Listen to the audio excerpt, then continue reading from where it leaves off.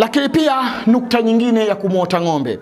Tunasema mtu atakayelala na akaota kamuona ng'ombe, kisha ng'ombe yule akawa anamtisha yule muotaji mwenyewe, kana kwamba anataka kumpiga. Yani yule ng'ombe anamtisha yule muotaji kana kwamba anataka kwenda kumpiga labda mapembe, lakini ikawa katika hali ya vitisho. Basi tunasema njozi hiyo inamaanisha kwamba utapatwa na maradhi kulingana na vitisho alivyokutisha ng'ombe huyo. Yani kama alikutisha kwa kiasi kikubwa sana, kwa kiwango kikubwa sana ndani ya njozi yako, basi maana yake unabashiriwa au unaelezewa kwamba utakuja kupata maradhi mazito, maradhi makubwa. Na kama alikutisha kwa kiwango kidogo, basi utaumwa maradhi ya kawaida na hatimaye utapona. Kwa hiyo tunasema ya kwamba kwa wewe ambao unapata njozi kama hii, ni kumuomba Mwenyezi Mungu, zipo taratibu ambazo za kumuomba Mwenyezi Mungu balaa hilo aweze kukuepusha nalo.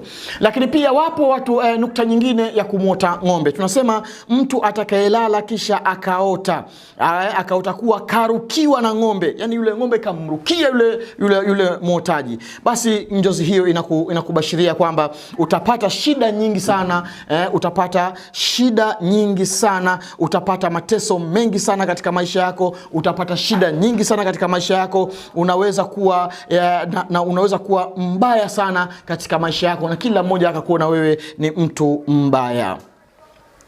Ama njozi nyingine ya kumuota ng'ombe katika usingizi. Tunasema mtu anapolala na akaota kuwa anamkamua ng'ombe maziwa yake, kisha kila anapokamua anakunywa maziwa hayo hapo hapo anapokamua. Yani yule mtu anakamua maziwa, wakati anapoendelea kukamua yale maziwa, na hapo hapo yule mkamuaji mwenyewe anachukua kile kikombe kama ni jagi lile, anakunywa yale maziwa hapo hapo ndani ya tukio lile. Basi tunasema njozi hiyo inakujulisha ya kwamba kama ulikuwa maskini, basi unakwenda kupata utajiri. Mashallah.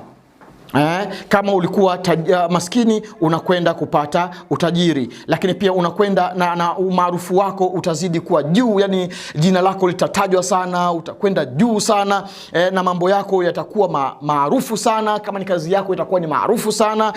Lakini pia na kama ulikuwa tajiri, basi utajiri wako utazidi kuwa zaidi ya utajiri, zaidi na zaidi.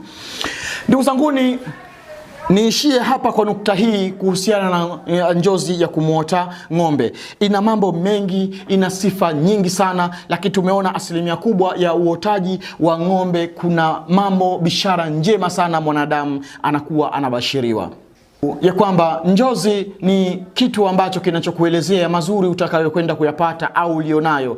Lakini pia njozi inakuelezea mabaya unaweza kwenda kuyapata au tayari yamekwisha kukupata. Sasa